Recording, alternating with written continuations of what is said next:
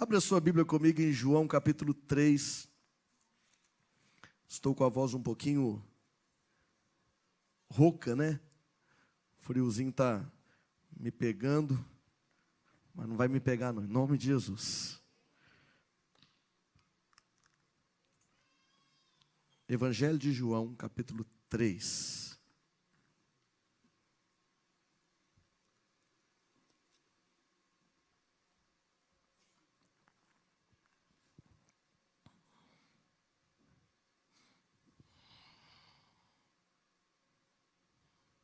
Amém? Todos encontraram? Sim? Diz assim a palavra de Deus. A partir do verso 22. Capítulo 3, a partir do verso 22. Depois disso, Jesus foi com os seus discípulos para a terra da Judéia, onde passou algum tempo com eles e batizava. João também estava batizando em Enom, perto de Salim, porque havia ali muitas águas, e o povo vinha para ser batizado. Isto se deu antes de João ser preso.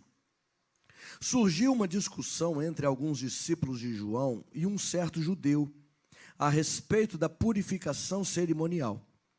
Eles se dirigiram a João e lhe disseram: Mestre, aquele homem que estava contigo no outro lado do Jordão, do qual testemunhaste, está batizando e todos estão se dirigindo a ele.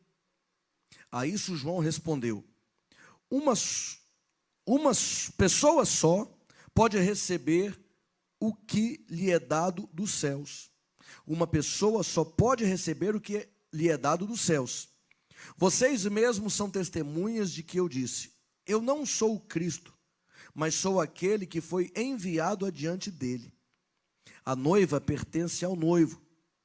O amigo que presta serviço ao noivo e que o atende e o ouve, enche-se de alegria quando ouve a voz do noivo. Essa é a minha alegria, que agora se completa. É necessário que ele cresça e que eu diminua. Vamos orar mais uma vez? Vamos? Feche os seus olhos. Peça ao Espírito Santo que fale ao seu coração, em nome de Jesus.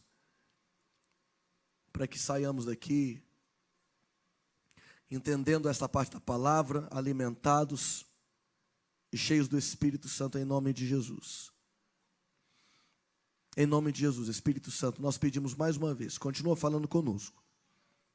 Dá-nos entendimento e discernimento da Tua palavra, Deus, e ensina-nos a andarmos segundo os Teus preceitos e a alegrarmos o Teu coração, em nome de Jesus. Amém. Amém. Irmãos, é uma passagem interessante. Nesse momento, Jesus já havia sido batizado por João, ele já havia começado o seu ministério na terra, e nesse momento aqui descrito pelo evangelista, Jesus, ele tinha ido também para a Judéia, perto de onde João estava, e Jesus, ele ensinava as pessoas, ele se reunia com as pessoas, e é interessante, o texto diz que ele também batizava.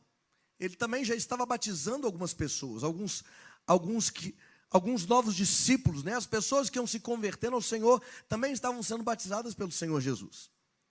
E aí os discípulos, alguns dos discípulos de João, que estavam ali debatendo com outro judeu, enfim, o texto não fala muito a respeito disso, mas é interessante que quando eles procuram João, eles fazem um relato que me dá a ideia de que eles estão querendo colocar um pouquinho de lenha na fogueira. Porque eles chegam para João e dizem assim: João, não é este que está batizando, não é aquele que você deu testemunho a respeito dele, que você o batizou, que começou o ministério depois de você, que foi batizado por você. E agora, João, é interessante porque ele está batizando as pessoas e as pessoas estão se dirigindo a ele, João. Eu fico meio pensando numa conversa mais próxima dos nossos dias, de repente alguém chegar para um certo amigo, pastor, e falar: pastor, não é aquele irmão ali, aquele jovem pastor que você batizou, que você ensinou, que você falou a respeito dele, o senhor ficou sabendo que ele abriu uma outra igreja e que ele está levando, está todo mundo indo para lá? Eu imagino esses discípulos de João tentando instigá-lo, ou tentando despertar nele ciúmes. Talvez não de forma proposital, querendo que João ficasse enciumado, mas talvez eles mesmos estavam enciumados e estavam tomando partido de João. Como se eles estivessem dizendo: olha, João, nós estamos contigo, viu, João? Nós estamos aqui. Agora, aquele outro lá está batizando e também as pessoas estão indo a ele. E ele começou depois de você, João. Como é que isso vai ficar? O senhor vai deixar por isso mesmo? Como é que vai ficar essa parada? E aí, irmãos, nós vemos a resposta de João, e eu entendo que João está nos dando aqui um exemplo muito claro e muito lindo de maturidade espiritual. E isso serve de ensinamento para nós. Alguns pontos que eu quero trazer como reflexão nessa noite, para que nós também possamos amadurecer espiritualmente diante de Deus e seguirmos o exemplo de João. O primeiro ponto que eu vejo aqui, João responde assim: uma pessoa só pode receber o que lhe é dado dos céus. Eu entendo aqui, irmãos, que para João era muito claro que todo o ministério e toda a bênção vinha de Deus. Tudo que nós temos vem de Deus. A vida vem de Deus. O ar que nós respiramos vem de Deus. A saúde que nós temos vem de Deus. A inteligência foi Deus que nos deu. O poder vem de Deus. A capacidade de pensar, de nos relacionar, vem de Deus. Tudo vem de Deus. E é para a glória de Deus. Então não há por que haver concorrência. Não há por que haver competição, sendo que todas as coisas vêm de Deus e são para a glória dele. E o apóstolo Paulo, ele concorda nesse pensamento quando ele diz, escrevendo a carta aos Coríntios, na primeira carta, capítulo 3, 1 Coríntios, capítulo 3, versos de 1 a 9, está escrito assim, olha: irmãos, não lhes pude falar como a espirituais, mas como a carnais, como a crianças em Cristo. Dei-lhes leite e não alimento sólido, pois vocês não estavam em condições de recebê-lo. De fato, vocês ainda não estão em condições, porque ainda são carnais. Porque, visto que há inveja e divisão entre vocês, não estão sendo carnais e agindo como mundanos? Pois quando alguém diz, eu sou de Paulo, e outro, eu sou de Apolo, não estão sendo mundanos? Afinal de contas, quem é Apolo? Quem é Paulo? Apenas servos por meio dos quais vocês vieram a crer, conforme o ministério que o Senhor atribuiu a cada um. Eu plantei, Apolo regou, mas Deus é quem fez crescer. De modo que nem o que planta, nem o que rega são alguma coisa, mas unicamente Deus, que efetua o crescimento. O que planta e o que rega tem um só propósito, e cada um será recompensado de acordo com o seu próprio trabalho, pois nós somos cooperadores de Deus.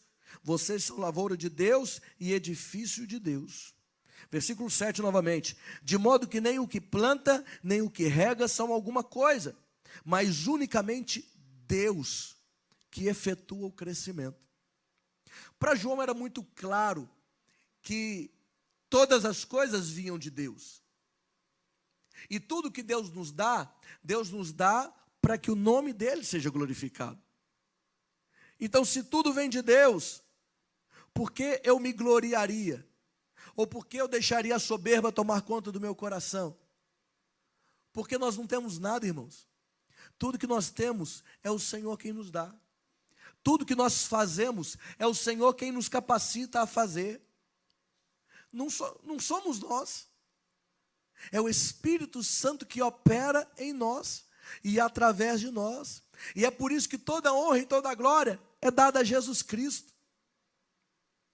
E eu não preciso me preocupar, nós não precisamos nos preocupar, como João não se preocupou, se vai surgir um ou outro Porque, na verdade, tudo é para a glória de Deus. E é Deus quem faz todas as coisas. Segundo, João sabia o seu lugar no reino. Olha o que ele diz. Vocês mesmos são testemunhas de que eu disse, eu não sou o Cristo, mas sou aquele que foi enviado adiante dele. Em outras versões, eu sou o precursor de Jesus, ou aquele que veio antes para anunciar que o Cristo viria. Isso é tremendo, irmãos. É tremendo quando nós entendemos quem nós somos e qual é a nossa função no reino de Deus. Porque aí a gente não fica querendo o lugar do outro, a gente não fica querendo executar a função do outro. A gente entende que onde Deus nos plantou, e Ele nos planta de acordo com as características que Ele mesmo nos deu, Ele o faz para que possamos frutificar. Não adianta colocar um goleiro para ser atacante, porque não é a praia dele, ele é goleiro. Não adianta um jogador de basquete querer ir para as Olimpíadas para jogar ping-pong. Não vai dar certo, por mais que a mão dele já seja uma raquete, né? Mas cada um no seu lugar. Não adianta eu querer jogar basquete. Eu não tenho tamanho para isso. Cada um no seu lugar. E João, ele sabia o lugar dele. Tanto que ele diz, olha, eu não sou o Cristo, e eu já vinha falando isso com vocês desde o início. Eu sou apenas o precursor, aquele que veio anunciar a chegada do Salvador, do Senhor. E aí uma pergunta que nós precisamos nos fazer, irmãos, é: qual é o nosso papel no reino? Qual é a função que nós temos no reino de Deus? O que Deus espera de nós? Por que nós fomos salvos? Qual é o propósito do Senhor para as nossas vidas? Qual é, irmãos? Qual é o nosso papel no reino? Por que nós fomos conquistados por Jesus? O que nós estamos fazendo no mundo? Em outras palavras, por que Deus não nos matou ainda, já que o aceitamos como Salvador, já que fomos lavados e remidos no sangue do Cordeiro, já que vamos morar no céu? Por que Deus já não nos levou embora? Porque existe um propósito de Deus para nós aqui. Porque existe trabalho, porque existe uma função, porque Deus quer que cooperemos com o seu reino e possamos ser usados para a glória dele. E uma das passagens que traz à luz esse propósito de Deus na nossa vida, Jesus, no capítulo 5 de Mateus, ele fala que nós somos o sal da terra. Mateus capítulo 5, verso 13 diz, vocês são o sal da terra. Mas se o sal perder o seu sabor, como restaurá-lo? Não servirá para mais nada, exceto para ser jogado fora e pisado pelos homens. Vocês são a luz do mundo. Não se pode esconder uma cidade construída sobre um monte. E também ninguém acende uma candeia e a coloca debaixo de uma vasilha. Ao contrário, coloca-a num lugar apropriado e assim ilumina a todos os que estão na casa.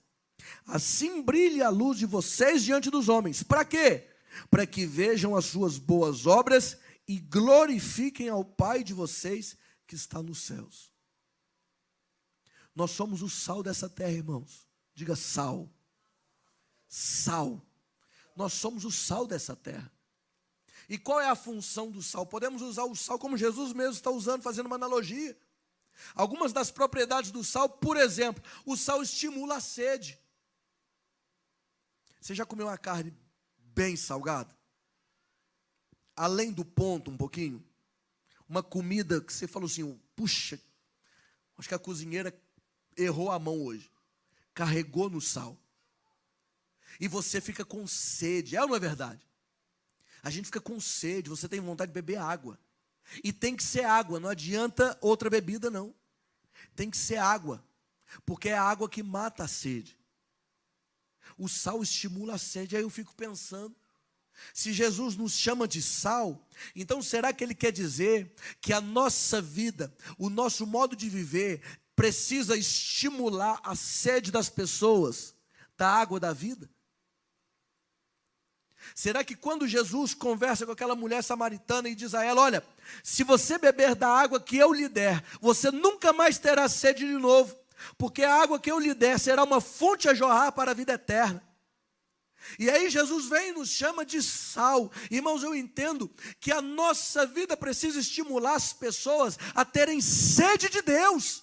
Será que nós estamos cumprindo o nosso papel? Às vezes nós queremos o papel dos outros, mas não estamos exercendo nem o nosso. É interessante como as pessoas acham as funções dos outros mais atraentes, mais glamurosas.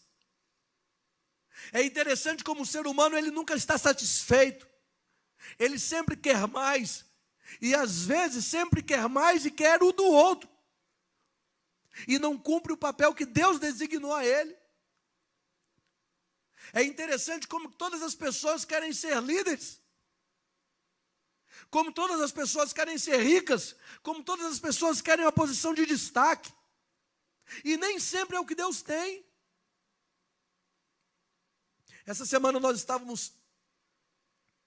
saímos da aula com os meninos, passamos numa farmácia, mas antes de chegar na farmácia nós estávamos atrás de um caminhão de coleta de resíduos, né, descartados das nossas casas, um caminhão de lixo.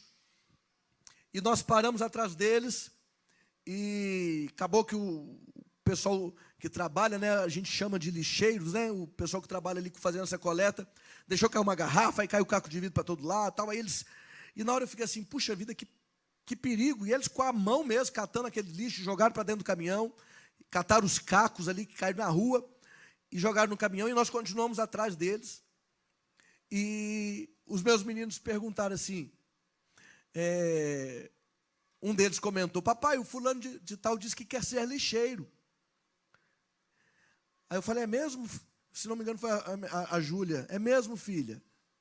Que legal. Mas eu não comentei assim, eles estão trabalhando com isso porque talvez não tiveram oportunidade de estudar como vocês estão tendo. Então a gente tem que ser grato a Deus. Mas é uma função muito honrosa. Aí a Ellen falou: olha, mas o trabalho deles é extremamente importante. Porque você já pensou se eles não trabalhassem? Como que a cidade ia ficar suja? Aí o Davi respondeu assim: então eu quero ser jogador de futebol e lixeiro. Aí eu falei: que bonito, filho, que bonito. É uma função muito honrosa, de verdade. E é mesmo. Né? Às vezes a gente pensa assim, né, irmão? Nós classificamos algumas funções de mais honrosas e outras menos. Claro que tem profissões que trazem um rendimento melhor e nos dão uma condição de vida melhor. Mas você já pensou na cidade sem a turma que trabalha com coleta de lixo? Você já pensou a importância dessas pessoas? A gente não pensa. Você já viu quando tem greve de lixeiro? Que caos que vira.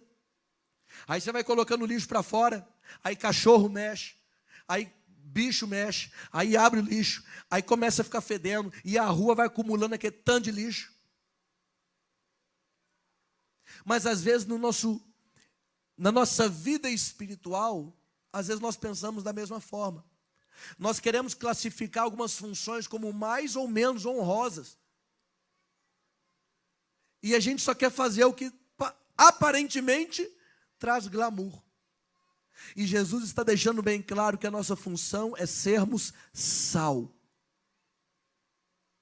E Jesus traz uma palavra dura, porque ele diz: e se o sal perder o sabor, ou seja, se o sal perder a capacidade de salgar, de estimular a sede, para que serve o sal? Para mais nada, a não ser para ser lançado fora e pisado pelos homens. Em outras palavras, Jesus está dizendo: e se o cristão deixar de ter atitudes de cristão, para que ele serve? Não serve para mais nada. Um crente que não age como crente não serve para nada. Porque Deus nos chamou para sermos crentes, para sermos sal. O que mais que o sal faz? O sal, ele evita o apodrecimento. Antigamente, quando não haviam geladeiras, uma das técnicas que se usava para conservar a carne, o alimento, era salgando. E aí nós pensamos, puxa vida, por que o nosso mundo está tão podre? Talvez esteja faltando sal. Sal de qualidade. Sal que salga. Eu já fui em restaurante que parece que eu não sei porquê, mas o sal não salgava. E a gente às vezes vai né, colocar um salzinho na batata, né? Diz que não pode muito, mas batata sem sal é complicado, né? Mas aí você põe um pouquinho para dar aquela salgadinha na batata. Fica gostosa, não fica? Aí você come uma, não salgou. Aí você joga mais sal. Aí você come de novo, não salgou. Aí parece que a batata já tá coberta de sal, branca. Tem sal que não salga. Dá raiva. Porque ele não cumpre o papel dele. Jesus está nos chamando de sal dessa terra. O nosso chamado, irmãos, é para nós vivermos de uma forma que estimule a sede das pessoas. No mesmo texto, como lemos, Jesus nos chama de luz do mundo. Para que serve a luz? Para iluminar o caminho. Porque quando o caminho está iluminado, nós não tropeçamos. Nós sabemos exatamente para onde nós estamos indo. A luz, ela expulsa a escuridão. Porque no ambiente onde entra a luz, o escuro vai embora. A escuridão vai embora. Deus nos chamou, irmãos, para sermos sal e luz. Quando João diz, olha, eu não sou o Cristo, mas eu sou aquele que veio antes de Cristo, para mostrar ou para alertar as pessoas de que o reino de Deus estava se aproximando e o Messias estava para chegar. Da mesma forma, hoje Deus nos chama, irmãos, para nós sermos luzeiros, para nós sermos sal, para nós falarmos para o mundo, olha, Jesus Cristo está voltando. Jesus Cristo está voltando. Jesus Cristo está voltando. Jesus Cristo está voltando. E nós precisamos levar Deus a sério. Jesus Cristo está voltando e não há salvação a não ser em Jesus Cristo. Então precisamos converter as nossas ações e nos voltarmos para Deus. Nós precisamos voltar as nossas atenções para a palavra e vivermos de acordo com aquilo que ela ensina. Irmãos, se o sal perder a sua capacidade de salgar, para que ela serve? Para mais nada. Para mais nada. E aí eu volto à pergunta que eu havia feito. Qual então é o nosso papel no reino? Qual é o nosso papel no reino? Ou perguntando a mesma coisa, mas de forma mais pessoal. Estou cumprindo o meu papel no reino? Eu estou salgando? Eu estou fazendo a diferença? Eu estou estimulando as pessoas a buscarem mais a Deus? Porque, irmãos, convenhamos, está osso. Está difícil. O mundo hoje está complicado. As tentações são demais. O secularismo está demais.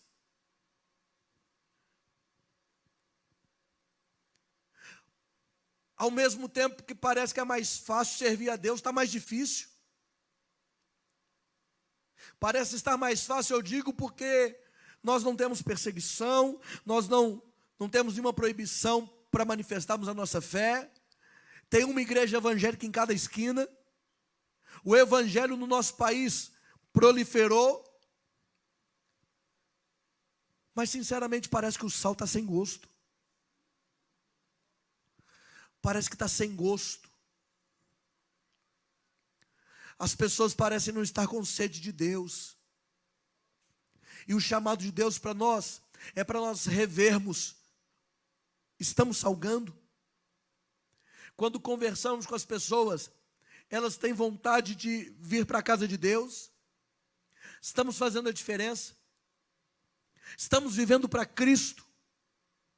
Estamos interessados na glória de Deus? A nossa missão é fazer Cristo conhecido. João, ele entendia isso. Ele sabia qual era o seu lugar no reino. E ao mesmo tempo que ele entendia qual era o lugar dele no reino, ele entendia que ele não era o Cristo. O terceiro ponto, ele sabia que Jesus era o personagem central da história. Ele sabia que Jesus era o Cristo. Ele sabia que era Cristo que deveria aparecer. Ele sabia que agora era momento de João desaparecer e Cristo ser exaltado. Porque Jesus Cristo, Ele é o Senhor de tudo e de todos. 2 textos eu quero compartilhar com os irmãos, lindos, lindos. Em Colossenses capítulo 1, verso 15 a 20.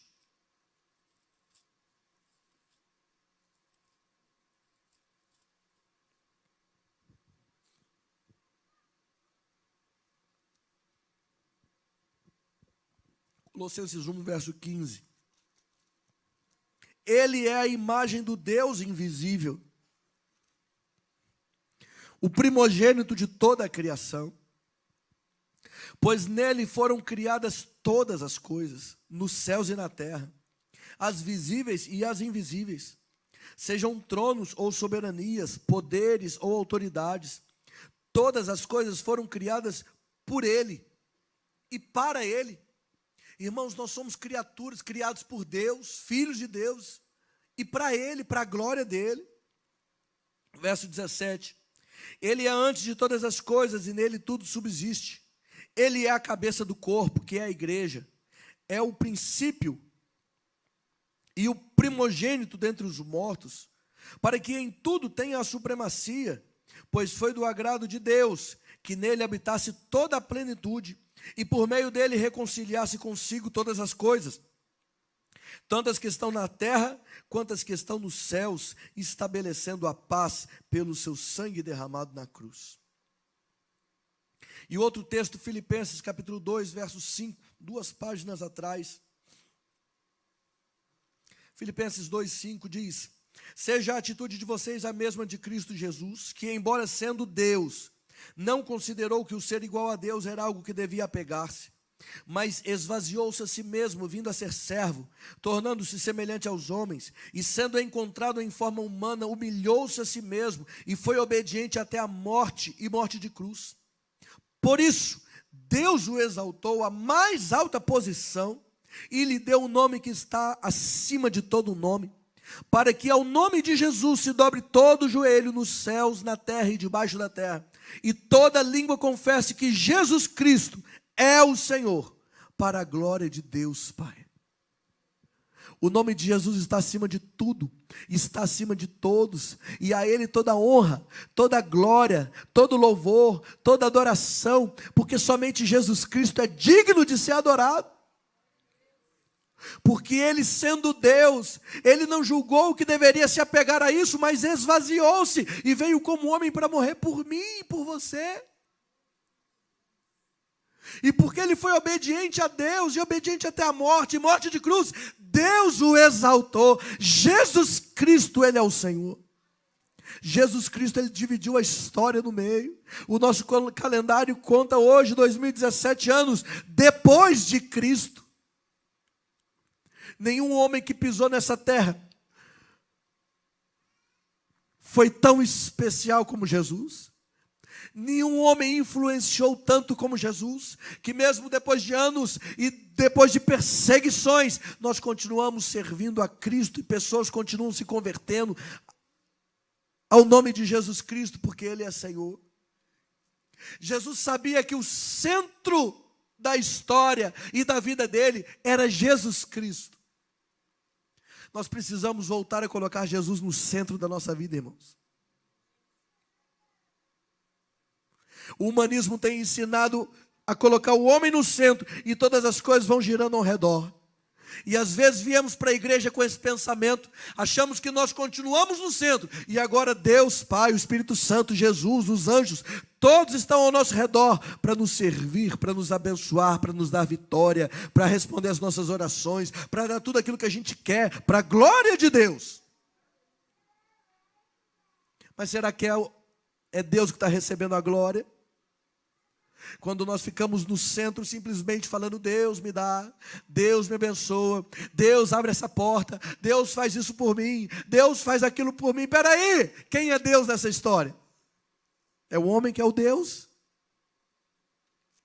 João está nos ensinando que Jesus Cristo, Ele é o centro.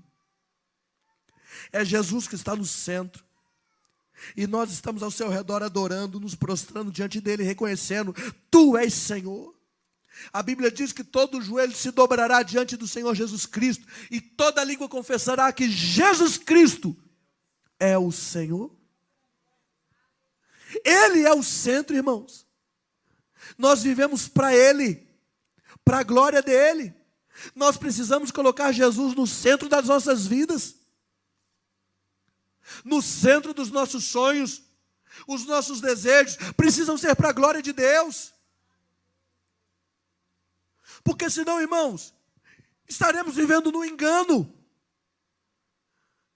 E vivendo no engano, vivendo na escuridão, nós tropeçaremos e cairemos.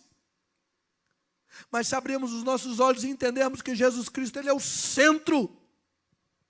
Ele é o centro da história. Ele é a razão de nós estarmos aqui. Ele é a razão de nós estudarmos a palavra. Ele é a razão de abrirmos mão de tantos desejos, de tantas coisas que com a carne gostaríamos de fazer. Mas nos submetemos a Cristo, porque cremos que Jesus Cristo, Ele é o centro. Ele é o Senhor. E nós colheremos o fruto de adorarmos e servirmos a esse Deus vivo. Jesus Cristo é o centro.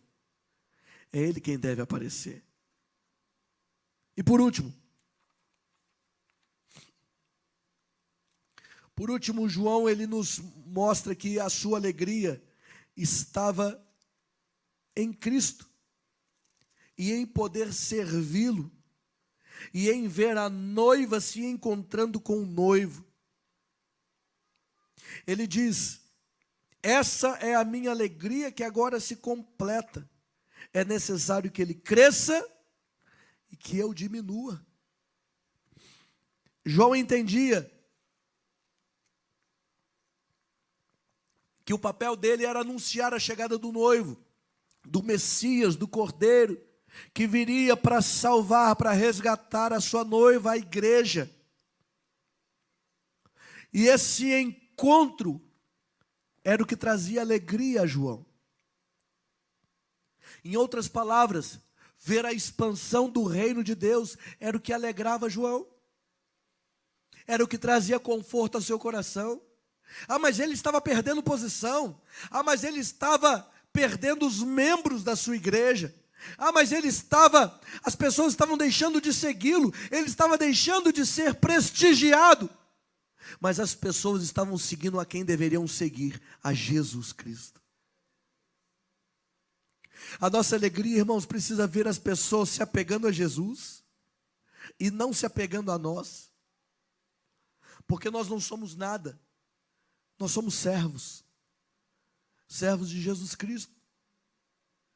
Todos nós, servos de Jesus Cristo, dependentes desse Deus Todo-Poderoso. Paulo, ele também fala algumas coisas descrevendo esse mesmo sentimento. Atos capítulo 20, verso 22. Eu gosto desse texto. Atos 20, 22 diz assim: agora, compelido pelo Espírito, estou indo para Jerusalém, sem saber o que me acontecerá ali. Que coisa tremenda, irmão. Só esse versículo fala tanto conosco.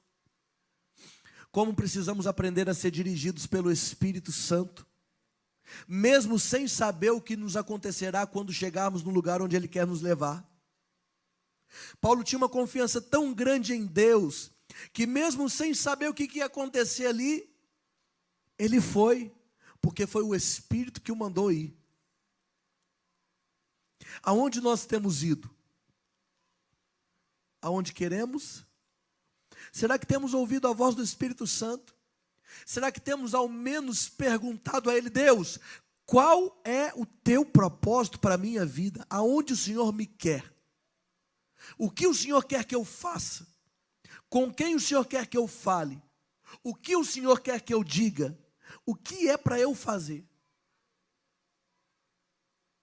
Caso, não caso? Vou, não vou? Viajo, não viajo? Jesus, antes de tomar decisões importantes na vida, a Bíblia relata que ele orava. Jesus orava antes de tomar decisões importantes da sua vida. Parece que, irmãos, que começou uma cultura de que a gente ora para Deus abençoar aquilo que nós já fizemos. Você já percebeu isso? Deus, comprei um carro, abençoa o meu carro. Deus, casei, abençoa o meu casamento. Deus, abriu uma empresa, abençoa a minha empresa. Deus, fiz seminário, abençoa o meu ministério. Deus, fiz uma agenda para o ano inteiro e coloquei aqui 1 milhão de sonhos. Abençoa os meus sonhos. Talvez fosse mais interessante nós perguntarmos: Senhor, qual é a tua vontade para a minha vida? E aí você não vai precisar pedir para Deus te abençoar. Porque se você fizer o que Deus mandar, você já vai ser abençoado. É ou não é, irmãos? Para pensar. Paulo continua: olha, eu estou indo para Jerusalém. O Espírito Santo me mandou ir para Jerusalém. Embora eu não sei o que ele quer comigo, eu não sei o que eu vou fazer lá, mas ele me mandou, então eu obedeço. Versículo 21. Só sei que em todas as coisas... Está diferente, né? Só sei que em todas as cidades o Espírito Santo me avisa que prisões e sofrimentos me esperam. Olha que interessante que Paulo está dizendo. Presta atenção, irmão. Paulo está dizendo assim: olha, eu estou indo para Jerusalém porque o Espírito Santo está mandando. Mas eu não sei o que vai acontecer lá. Mas eu tenho uma pista. Porque geralmente o Espírito Santo, quando ele me manda para um lugar, geralmente acontecem essas coisas. Então eu imagino que prisões e sofrimentos me esperam. Olha que barato, que relação legal de Paulo com o Espírito Santo. E aí ele continua: todavia, não me importo, nem considero a minha vida de valor algum para mim mesmo, se tão somente puder terminar a corrida e completar o ministério que o Senhor Jesus me confiou, de testemunhar o evangelho da graça de Deus. Que texto tremendo, irmãos. Glória a Deus. Em outras palavras, simplificando, olha o que Paulo está dizendo. Irmãos, Deus me enviou para Jerusalém. O Espírito Santo me mandou para lá. Embora, olha só, eu só não sei o que Deus tem para mim lá, eu não sei o que é. Embora, todas as vezes que Deus faz isso comigo, geralmente o que me espera são prisões e sofrimentos. Mas quer saber? Eu não estou preocupando com isso. Porque para mim, a minha vida não tem valor, a não ser que eu cumpra todos os propósitos de Deus para a minha vida, e o seu propósito é que eu seja sal e luz nesse mundo. Em outras palavras, Paulo está dizendo: o único valor que a minha vida tem, o único motivo pelo qual eu ainda vivo, é para testemunhar o evangelho da graça de Deus. Não é para eu ficar rico, não é para eu conquistar um mundo de coisas, não é para eu ficar famoso, é para glorificar o nome de Deus.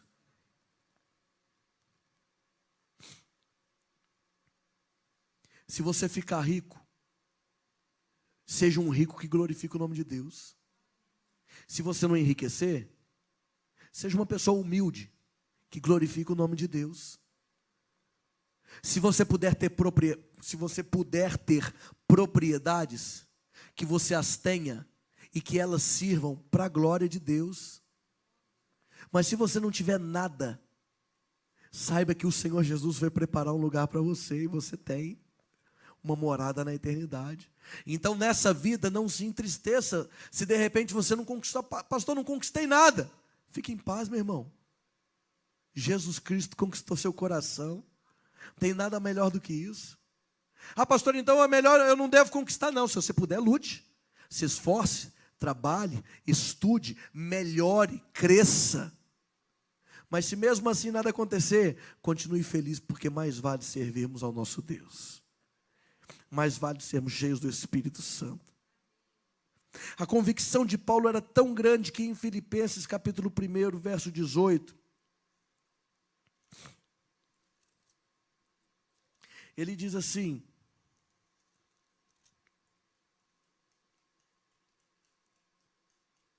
mas que importa? O importante é que de qualquer forma, seja por motivos falsos ou verdadeiros, Cristo está sendo pregado, e por isso me alegro. Paulo estava falando aqui que algumas pessoas estavam preocupadas porque alguns homens enciumados com o crescimento do trabalho de Paulo começaram a pregar também a respeito de Jesus. Só que eles não estavam pregando porque realmente queriam ver o reino, eles estavam querendo se engrandecer. Aí Paulo fala: estou nem aí. O importante é que o evangelho seja pregado. Se eles estão com interesse pessoal ou não, de qualquer forma, se Jesus for glorificado e se as pessoas se converterem, então nisso eu me alegro. De fato, continuarei a alegrar-me, pois sei que o que me aconteceu resultará em minha libertação, graças às orações de vocês e ao auxílio do Espírito de Jesus Cristo. Aguardo ansiosamente e espero que em nada serei envergonhado, ao contrário, com toda a determinação de sempre, também agora Cristo será engrandecido em meu corpo, quer pela vida ou quer pela morte, porque para mim o viver é Cristo e o morrer é lucro. É o que João está nos ensinando. A nossa alegria precisa estar em Jesus Cristo, irmãos. Porque é só Jesus que realmente alimenta o nosso espírito. Porque se nós colocarmos a nossa alegria em coisas que possamos conquistar ou possamos ser, isso um dia vai nos frustrar. Porque de repente hoje você compra um carro, amanhã você bate ele, ou você é roubado. Claro que a gente se entristece, normal, irmão. Mas tem pessoas que entram em depressão. De repente você conquista um monte de coisa, você perde tudo, você morre. Mas quando nós temos a Jesus Cristo, nada nos abala. Porque Jesus Cristo, Ele é a fonte de alegria eterna e verdadeira. E o nosso coração fica em paz. Fica em paz. É o que nós entendemos e aprendemos com João nessa noite. Entendemos que todo o ministério, todas as bênçãos, tudo que temos e somos vem de Deus. Entendemos que precisamos ocupar o nosso lugar no reino, o nosso lugar, não o do outro, não o de Jesus. E o nosso lugar é sermos sal e luz, é sermos servos. Entendemos que Jesus Cristo, Ele é o centro do universo, Ele é o centro da história, e Ele precisa ser o centro das nossas vidas. E entendemos que Jesus Cristo, sendo o centro das nossas vidas, Ele é a fonte de alegria que acalma o nosso coração. E quando nos alegramos em Cristo, estamos sempre em paz, porque Jesus nunca vai nos entristecer, porque Ele sempre preenche o vazio da nossa alma, como nós realmente precisamos. Ele é Deus. Aleluia. Vamos orar, vamos.